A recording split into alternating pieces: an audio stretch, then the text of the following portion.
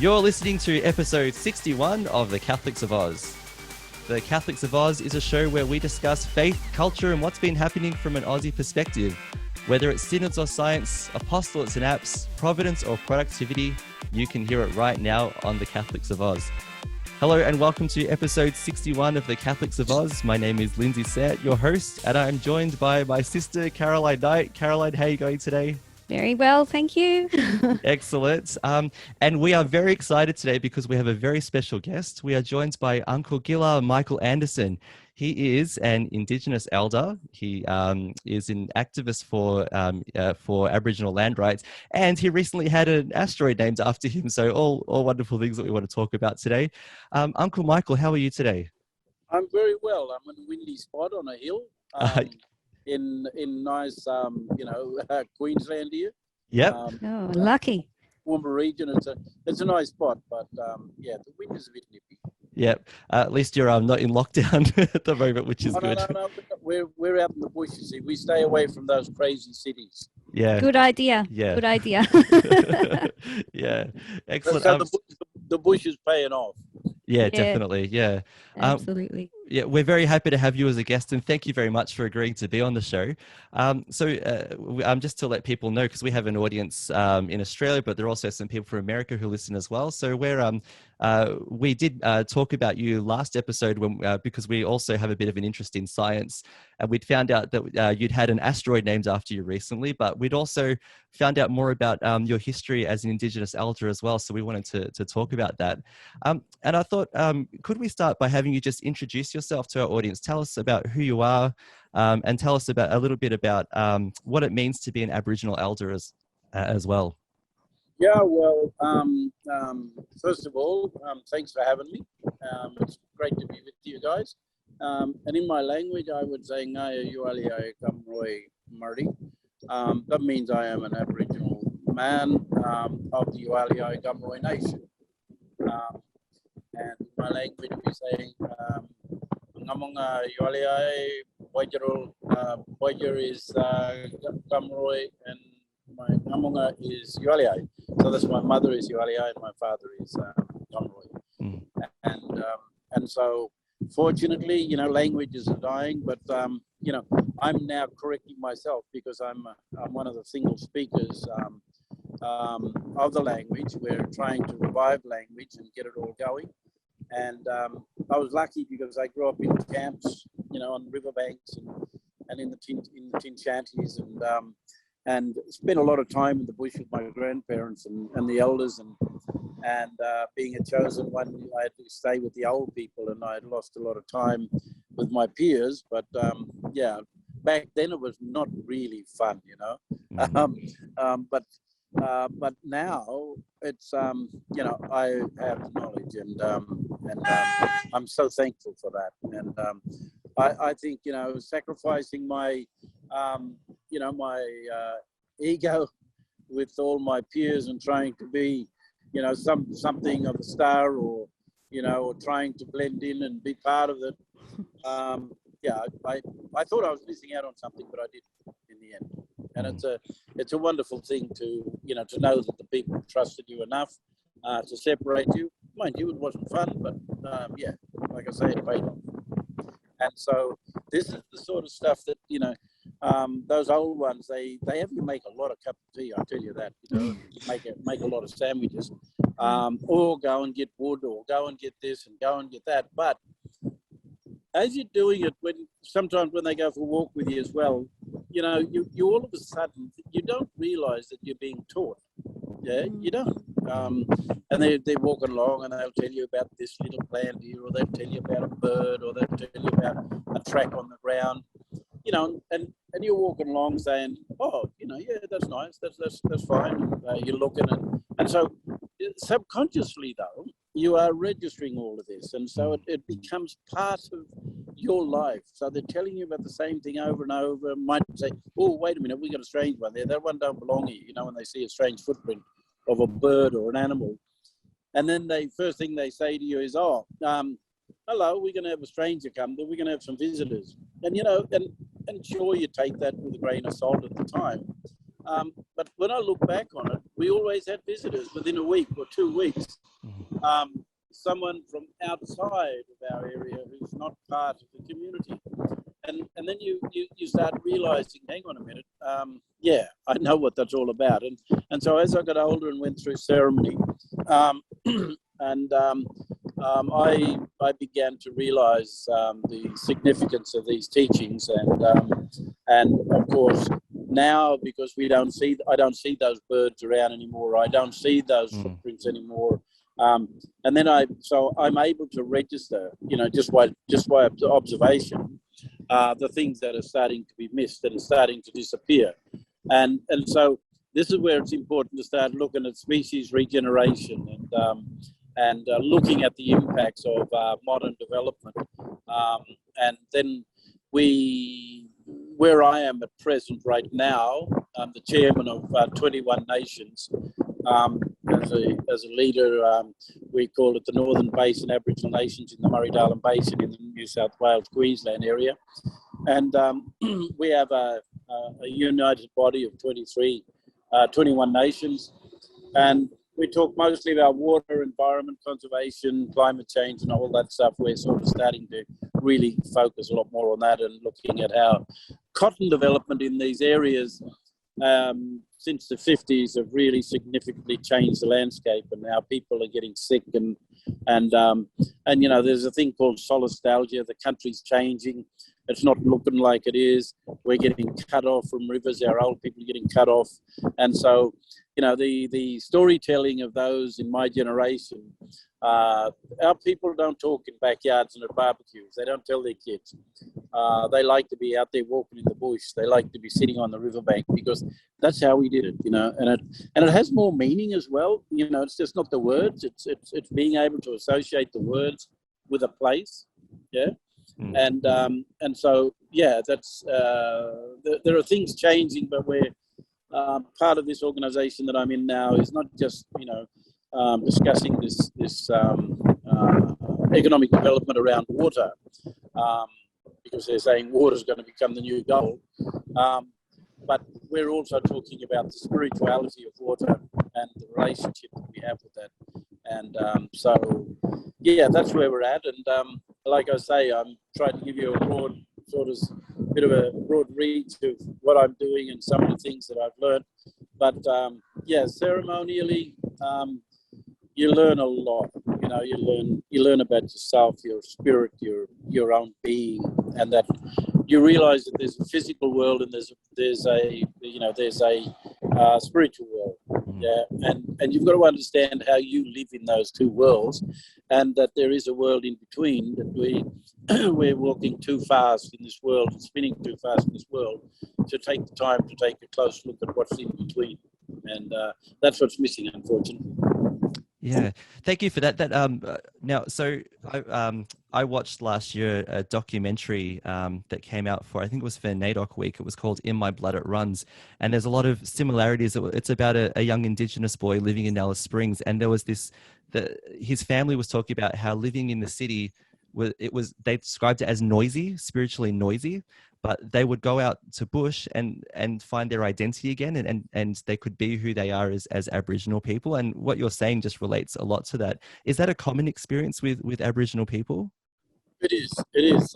We like when my children were young, and it was I kept taking them, out of the cities.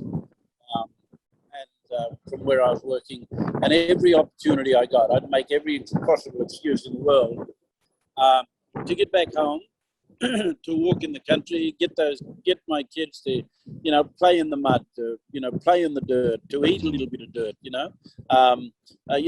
to experience all those things, because, quite frankly, we're living in a purified environment these days where, nobody's allowing any bacteria to grow. It's no wonder people are getting sick, Everybody's encouraging everybody to kill every bacteria that exists around them. And quite frankly, that's absolutely madness, because your body needs that sort of to associate and understand those bacteria. And that's why I used to take my kids back to the bush and let them roll in the mud, eat the dirt, you know, eat the bark off the tree, and do all those crazy things. But you watch them and you teach them, you know, what it is that, you know, just be careful of this one's no good. And you teach them about okay, if you're experiencing something, your kids are in the bush. First of all, if you see your kids doing something and doing something that you don't know, well, chew it yourself. And then if it stings underneath your tongue, put plenty of water into it. Yeah. Okay? Because that's toxic. That's toxic. Yeah. Yeah. And so, but nonetheless, your body reacts to those things. Your body understands them.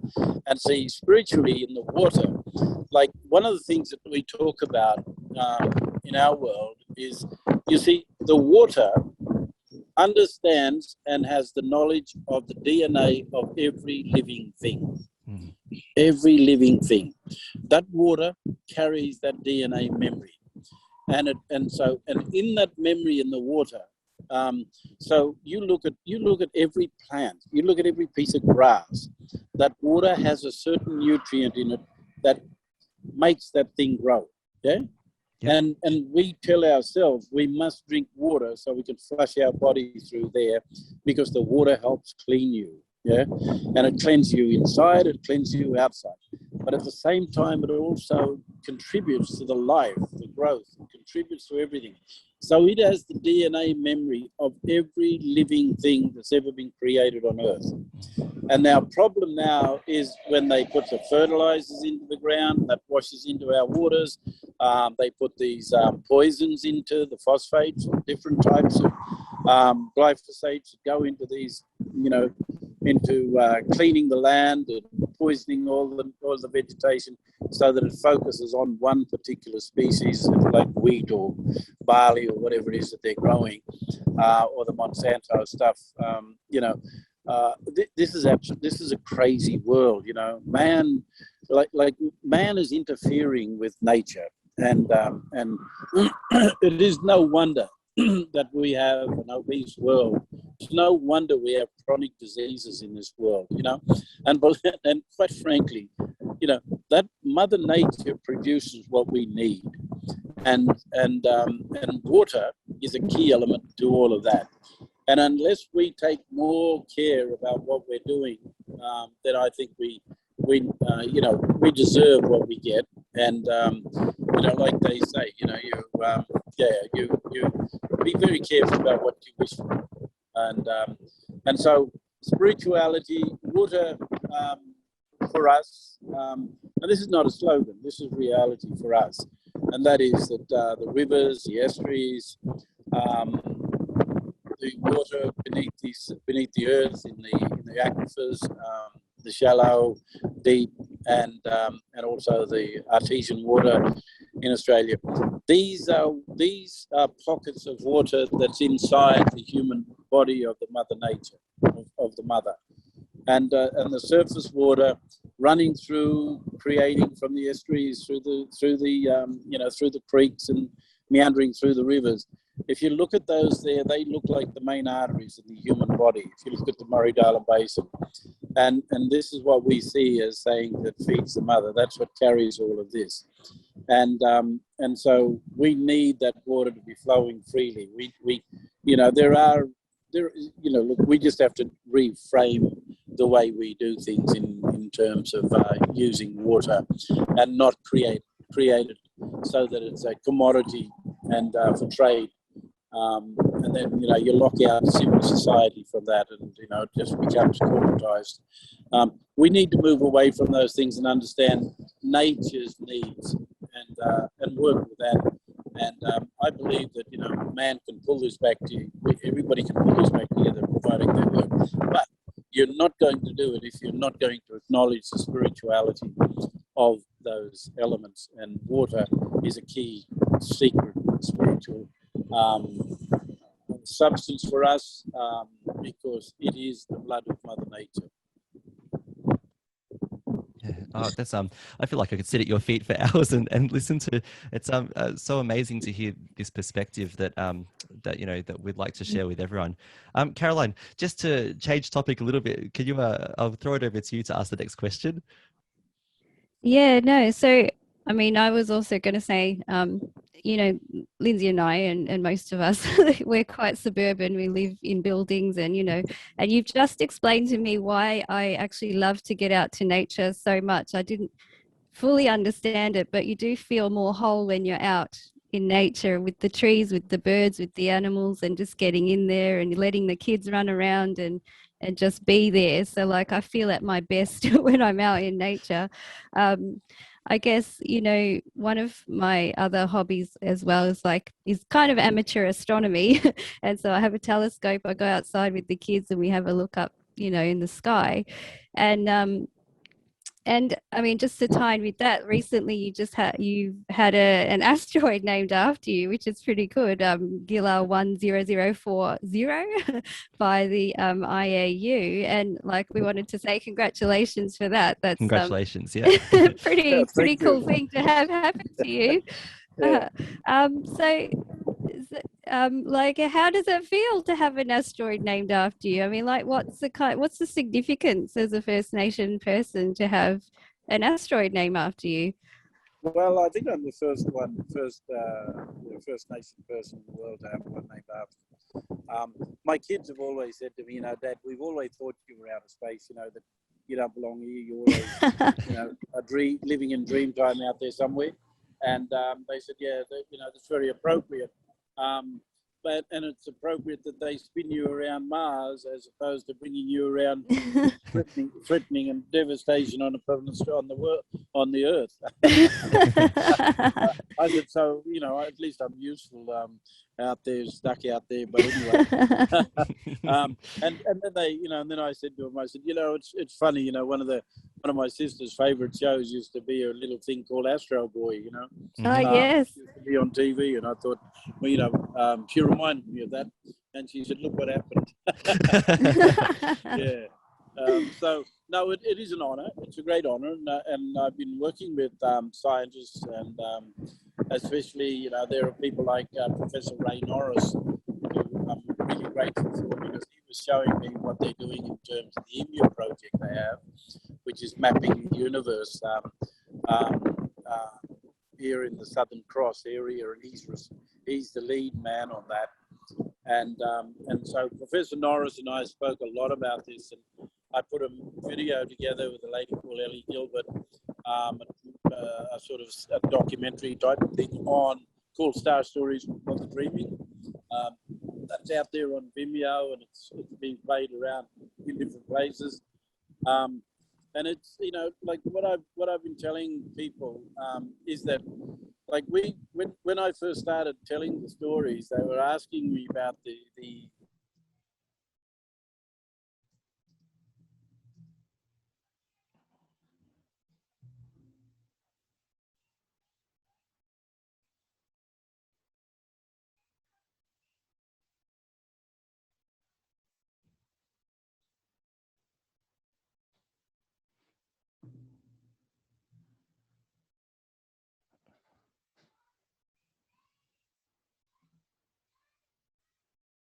Yeah. All right. Thank you. Here we are. Okay. So, all right. Yeah, so that Milky Way tells us a big story, and when people in anthropological terms talk about moiety, moiety just simply is a word that describes splitting into two parts, and so and that river separates that world that we live in, and so two lots of mob live on one side of the river, another mob live on the other side of the river, and so and that establishes our marriage systems in our custom as well. It creates, you know, family on one side, family on the other side, but they're opposing groups. And of course, you must marry across that river. You can't marry within, because you're married too close, your family too close. The other thing that happens is that emu up there in the sky, that's what we call Gawagoo. That's the spiritual emu. That's a featherless emu. And that featherless emu comes to the earth, and it makes sure, and it looks after the sacred water holes and protects those sacred water holes. So its spirit connects to the heavens, and spirit also connects to the earth, and it has special locations on the earth. In other different tribes, they have different names for that Gawagu, but we all, it's just different names, different languages, but it has the same function, the same purpose. And of course, one thing that you guys would be very interested in this is that like I grew up on those riverbanks with our Sunday school teachers coming over and teaching us about teaching us fellowship and etc. in relation to the biblical teachings, and we took notice. We loved the little stickers, that was our thing. We stuck them all over our tin cans, and all these stories and a lot of things, like I said to you earlier, walking with the old people on cross country and around, going down the river, and they're teaching you, telling you to observe things and see things. So yeah, those things stuck in the back of our mind. It's the same as those religious teachings and those stories that they used to tell us about, that fellow Jesus they talk about. And one of the things that we I found very interesting in all of that is that the laws that were created, the canon law that's been created, is a law that comes from the heavens, and it comes from superior beings with great wisdom, great knowledge, and understanding, and creating that fellowship between man. Yeah, and unfortunately, we don't have much fellowship these days. We don't have much generosity, so yeah, we have a horrible situation. That's what we call it anyway. But in our teachings, we also talk about the Creator. We call him Baimi, and he came down with his two wives, and they came upon our place here around Australia. We have different stories about him. People describe him differently, but basically they're the creators. And we have these stories about two man dreaming, which is his two sons. We have these stories about two snakes, which is the dogs of the of the Baru, the moon, and all those rules we pass them on through song. We pass them on through ceremony. We don't write them down, but we do have a ritual statutes in this country which nobody knows about. And the ritual statutes are those carvings that you see etched on rocks in the desert, which mining companies are destroying. Yes. They are our ritual statutes. They tell stories of the creation. They tell stories that link us to the heavens, They tell us the stories and lay down the rules that we have to abide by, in our societies. And because nobody really got out there and paid much attention to it, especially in terms of the public, right? You've got these anthropologists who have been paid a lot of money since the 1930s to learn about what they mean and what it is. And quite frankly, the Australian government are very well aware of the significance and importance of this, but they're not telling the public of this knowledge. They're not releasing the knowledge because you see, mining is like water. They're privatizing all of this here, and so it's this capitalist approach to our world, this commercial world that we live in, that everybody is now enslaved to. Yeah, and so everybody's bound up by this, Like I sit out on our property out here on our country, out here, and I don't do anything, but I still get bills, And I think, hang on a minute, but what in the hell world's going on?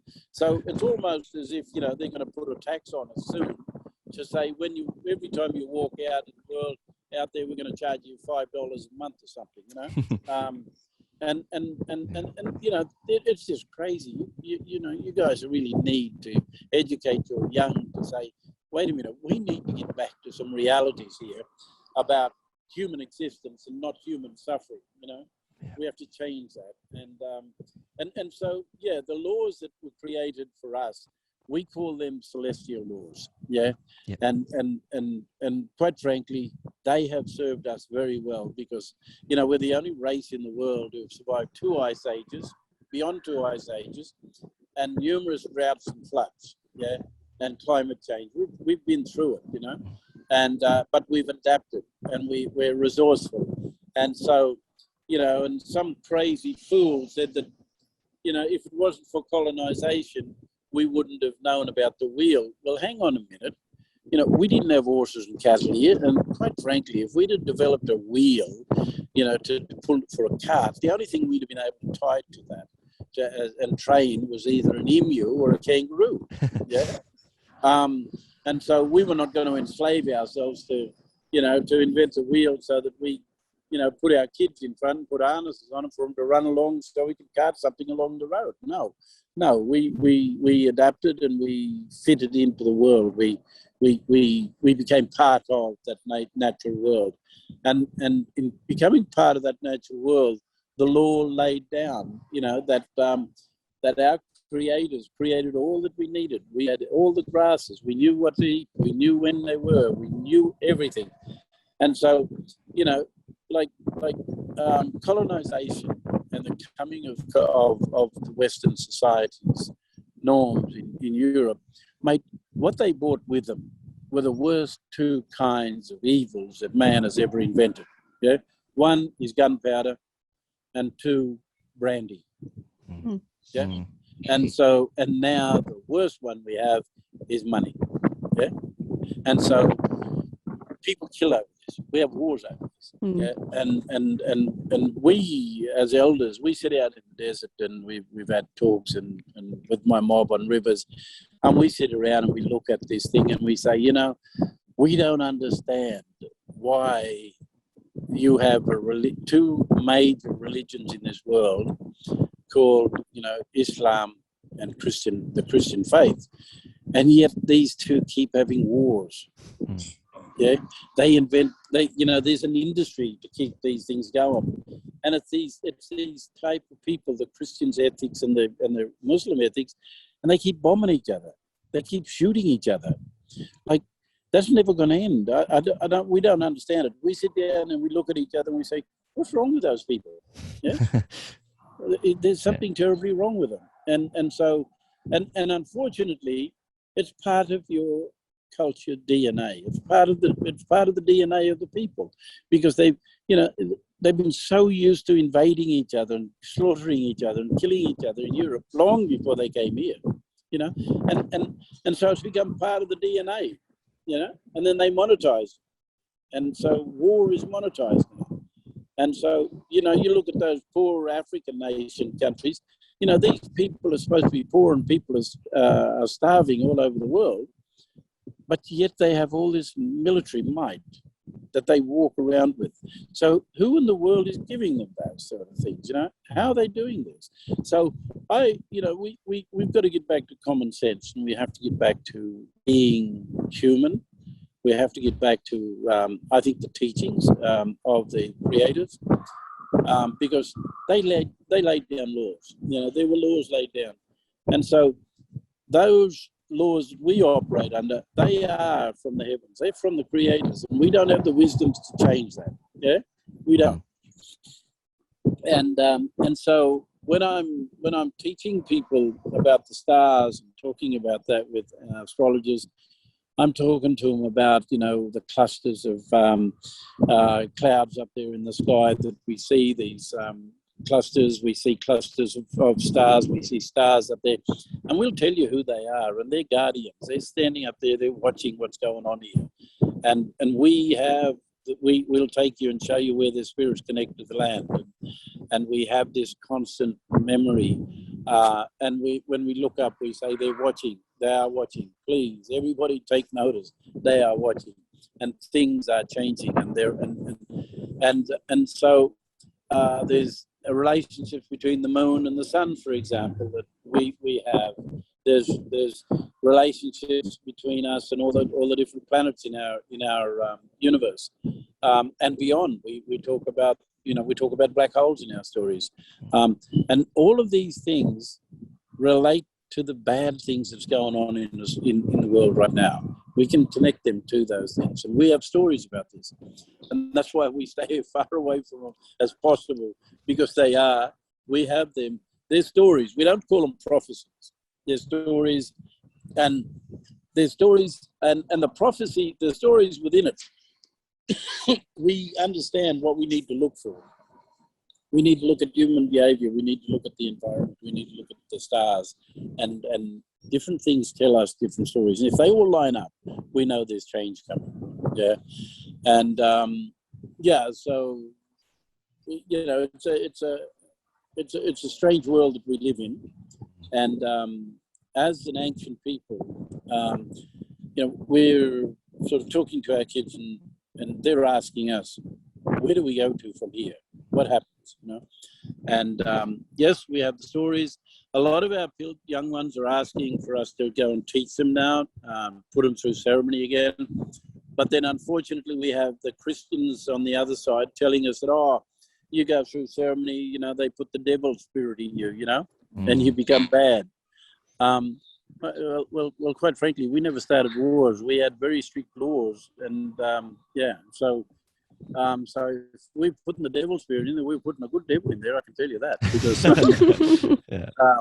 we didn't do the wrong that's going on right now. And but yeah, we have much to teach. We have a lot to teach, and discussions like this, I know I've jumped from one part of the earth to the other, and out in the outer atmosphere in this discussion with you, but we have a lot of knowledge, and we have a lot to teach. And I think that I do recall, if I might just add, that back, when I was 17, 18-year-old, and with the Black Power movement in Sydney, when I came to Sydney, there was an old man who's passed on now, and I would like to remember him as, old Ngadi Roberts. He came from the north, and his daughter is Rhoda Roberts in Sydney. And she's a pretty influential young lady in terms of a woman who's now running, and working with New South Wales events programs, coordinating events in New South Wales and Sydney. And her dad was a lay preacher, a pastor of an evangelical movement. And when I was young, he used to come and say to me, Michael, there's a fellow called Reverend Walker, who was a Wesleyan church guy, and he used to have a program on the, 2GB radio station every Sunday morning. And he had a television program as well every Sunday morning, Reverend Alan Walker. And so these two guys used to get me to come and talk on a Sunday morning on their program, to tell them about what the Aboriginal Black Power movement was about. What were these young ones doing?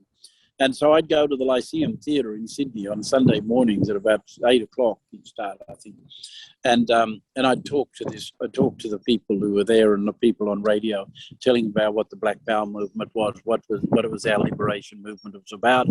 And I've been on his television program a number of times too, as this 18-year-old, 19-year-old, talking about this. So, and there were a number of other ladies on the ABC who had these religious programs on the Sunday mornings as well, who, after they heard me on that program, they started getting me to come and, do a bit of a commentary on it. And quite frankly, we need more of that. Mm. We need more of that, because we need to get to the masses and tell them about us, and maybe they can help us then understand why we don't want those ritual statutes and those sacred places destroyed. There is enough money in this world. You don't have to destroy those things. Yeah. And quite frankly, it's going to cost the Australian public a lot of money, and these mining companies, because every Aboriginal person now, us elders, are sitting down, and we are now working out how we go after compensation for this, yes, for the destruction that they've caused to our teachings, our religious teachings. We didn't bring destruction upon theirs. We didn't bring doom and bring down, all these evil practices against them. And we just want to those things to be left alone and let us do it. And we won't interfere. We can all live in, yeah, of course, I think we can interrelate a lot of things. I think we can integrate a lot of things. And, but it just takes, some will. It takes goodwill. And that goodwill goes a long way. Yeah, that's amazing, and there's a lot of wisdom in what you were saying there, and thinking about this idea of what we can learn, from Aboriginal people. This is, I think, really important. And I have to say, Caroline and I have both talked about how we were devastated about the destruction of some of those important Aboriginal sites as well by mining companies, and how that could have been avoided. I'm sure it could have been very easily avoided. But just going on to this topic of what we can learn. So Caroline and I, we both went through primary school, and so we were taught the romantic version of Captain Cook and then the First Fleet and all those things. However, obviously growing up as adults, we know that there's that kind of education about Australia's history is lacking, because first of all, it ignores that Australia is not a 200-year-old country. It is it has a culture that's thousands and tens of thousands of years old as well. And I know that before we just started discussing this conversation, I used the phrase "bridging the gap," and you corrected me on that as well. So I guess my question is, in order to help non-Indigenous Australians understand our Indigenous population, I would say our Indigenous brothers and sisters, what is it, do you think, that in our school systems that children should be learning, so firstly that they have an accurate portrayal of history, but also are able to understand Aboriginal Australians a lot better as part of an Australian family? Look, we have a regimented system of teaching from when you grow up as a child, from when you're an infant. We have teaching brackets within our age groups. So there's 0 to 5, for example, and 0 to 5. Basically, what you're doing is you're teaching about social interaction, about your relationship with people, how to react, what your responsibility is to other people, minding your business, understanding that, you have to, when there's older people around, they send you off and play somewhere. But at the same time, you don't ignore a child. If a child comes, you don't dismiss them. You get up and you attend to what they want. But you don't say, wait there. You say, you get up and do it, straight away.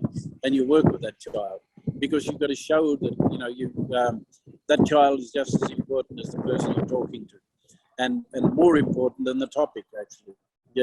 And so you've got to develop that interactive relationship. You've got to walk more with them when they're little tiny ones, and let them play, let them get out there in the dirt, like I started off saying, get some mud between your toes, for heaven's sake. Let them crawl around and get dirty, and just teach them about different things out there in the bush, get them off the concrete. I would, it almost brings me to tears to think that, they're raising children in a world where it's just tar and cement, and you're locked into these little cabins, and in cities, and there's no dirt there. There's nowhere. You take them to the park, but then you've got dog, feces all over the place, and you don't know what's going on there now. And people are fearful of needles and other types of things in the soil around rivers. Where drugs are occurring.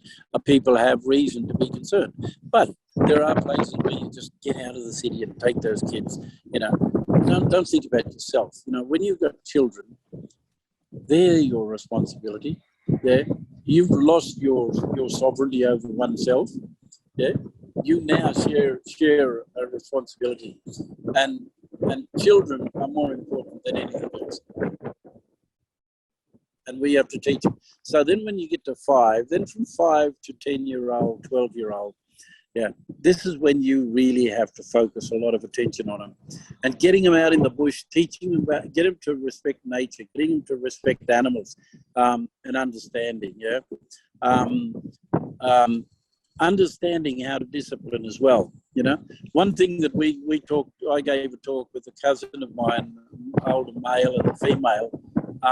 We gave a talk to some what do they call them? Not youth workers, from the Department of Child Welfare and the police. Yeah? And one of the things we said to the police is that one of my cousins said, listen, Mr. Commander, I just want to ask you a question.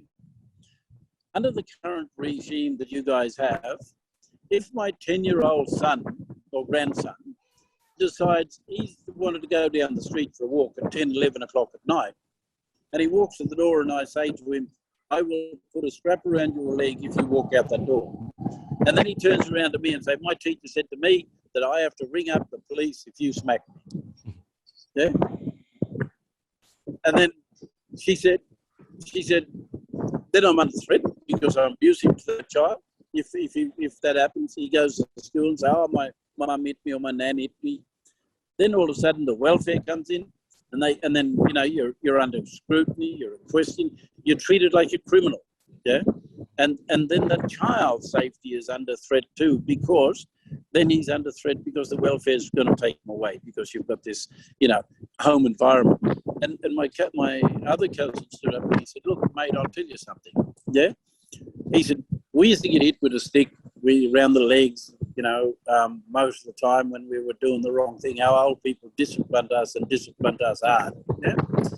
And he said, most of the time the stick would break, you know, they'd whack you. But you knew that if it was going to break, you know, you're only going to get one hit. He said, we used to worry about when they pick up the strap or when they pick up a green stick. You know, we know that we're going to go in for a little bit more.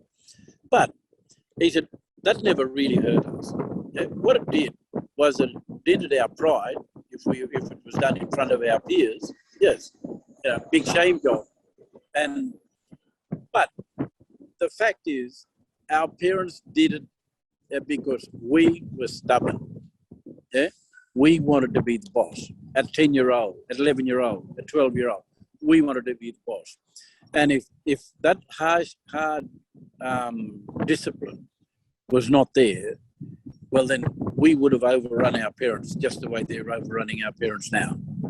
Yeah, in some of our communities, and so we've lost that discipline. We've lost. Parents have lost power over their own children, and so the state is rearing their children through legislation, through laws. And unfortunately, you know, when you look at it and you look at those things, you look back on it. I've spoken to people who are in their 30s, yeah, and in their late 20s and 30s and 40s, who've said to me, if only my grandfather was alive today, he would have made me do what I was told. I was too stubborn, yeah, and no one was able to punish me. No one was able to take me in hand. So I ended up in prison, and prison became my guide, yeah, and so alcohol became my escape, yeah, because I was not being taught right from wrong the proper way, yeah, and the hard way. And so the school of hard knocks pays off, trust me. And so I think our society has really gone backwards. I think our society has lost its ability to be able to control itself and discipline itself. And when you rely on a parliamentary system to pass a law on how to govern our children and how we should discipline our children and control and teach and what we should be eating, how we should be educating them, I think this is the start of a problem. And I'm saying to people now, give it another 5 years, you're going to have anarchy because there's no discipline around these children because they're just going to ride over top of each other. And bullying, mate, you haven't seen anything yet. You know, this generation, this next generation, this millennium generation are going to realize that, hang on a minute, something went wrong here. So how do I discipline my kids now? Because they got no idea what that's about. Yeah. And so having said all that, I mean, you've got so much wisdom to share with us, you know, and I just wanted to bridge this. It's like, you know, us, you know, like the treatment of First Nation people in the past, like with the dispossession of land, violence in our current society, struggle for unity and recognition, Lindsay and I are actually immigrants to this country. Like I was born in Malta and he was born in Australia not long after our parents came over to Australia. And like, we want to extend our respect and our gratefulness for being able to be in this country as well. Like we recognize the difficulty of the past, so we wanted to extend that acknowledgement to you and Indigenous people. But we also wanted to ask, how can we as non-Indigenous people better connect with the first people of the land? What would you like to see happen now and in the future? I'm working on a program now out bush to because people are not traveling and people need to be need to understand our country. A lot of people are only just starting to get to know Australia, and so one of the things that I'm looking at and talking to myself about a lot most of the time, but also saying, well, the time has come where the opportunity, there's a teachable moment now in Australia's history where the people are travelling around now looking at the countryside with their children, with the,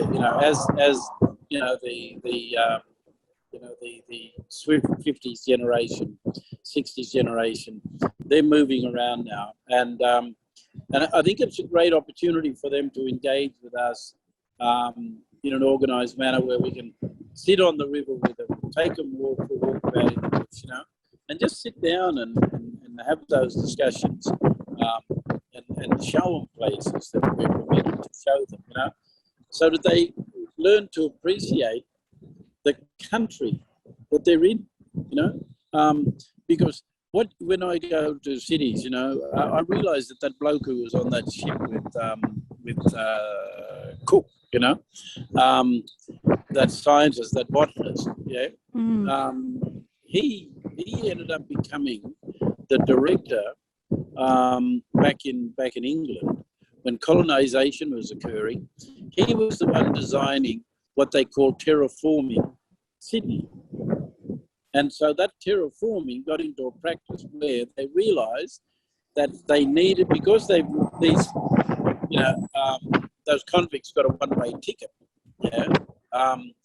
He started realising, well, hang on a minute, these people are going to go mad because this country doesn't look like where they come from. So part of the terraforming was then to bring in those trees from Ireland, bring in the Scottish thistles, bring in the different plants from England, the different trees from Europe. And so they brought them, and then they started growing those things around their own environment, within their own environment, within those cities, within those towns that they were developing. So they knocked down all our native trees and plants and started planting European plants so that then the people could feel at home. Now, that's quite significant in the scheme of things. That's why you see so many trees here. Those people would have gone mad otherwise. And so, we've got to understand that there's a lot more done in this country than just killing us. That's true. I wanted to ask another question too. You said you have children, and I imagine you were taught about the skies and star stories and things like that from your elders. And what kind of stories did you like to tell your children about the sky and connection with the earth and with spirituality and things like that? I can imagine it'd be a nice memory. I used to stop in the car at night time, and the girls used to always say, where's the lights? There's no lights. Can you turn the lights back on? So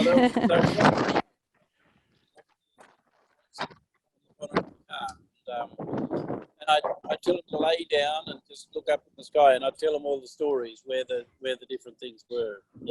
And then I'd say to them, okay, see that place there? That's a big bend on the river. I'm going to take you to that. That's where we're going to go fishing. So I was able to relate that sky up there, the river in the sky, to a place where I come from, that I can show them where that thing was, And so I was able to tell them all those stories about the different stars, where the old man was, where the women were, stories of the Seven Sisters, and just show them how it all worked. And so, and that was good, because then I wasn't only just talking about a story, I was also relating that there. See that place up there? I'm taking you to that place tomorrow. That's where we're going to be tomorrow. And so, so they realised that there was this connectedness between the skies and the land. And so when you know those things, you're able to say, when you look at the sky, you can say, oh, I've been there, I know that place. Yeah. And I've been there on the ground. Yeah. And so we tell you the story about that place then. It's so sweet. Yeah. All right. Yeah. Well, Uncle Michael, we just want to say thank you so much it's been a very quick hour, but thank you so much for spending some time with us today to give us a bit of perspective. And I really appreciate it. I've learned a lot just from listening to you today. And I hope I feel like I could just do this for ages, just learning a lot more. But I hope that this does just wedge the door open a little bit more to people who are listening to learn a lot more about Aboriginal culture and how significant and important your culture is to the fabric of this nation as well. So and if any of your listeners, communicate with you and ask some questions, well then maybe you can put a line of questions together that people want to hear about, and then you can contact me and we'll talk about it. Well, that would be wonderful. Yes, thank you. Absolutely. Yes. Yeah, and thank you for that. Yeah. Yeah. All right. Yeah. So before we go today, I just need to do a quick thank you to some of the people who support our network. So today, just thank you to our patrons, William V, Father Dean M, Anthony H, Arthur, and Jan P. Their generous donations help us to continue this network to keep it going, and to have wonderful guests like Uncle Michael, who's given us a lot today to help us out. So Caroline, first of all, thank you very much for helping me out with hosting today's episode. Thank you. And Uncle Michael, we will share a link to your documentary, and we'll share this episode and just to give some of your wisdom. But thank you again so much for being a guest on today's episode of the Catholics of Oz. You're welcome.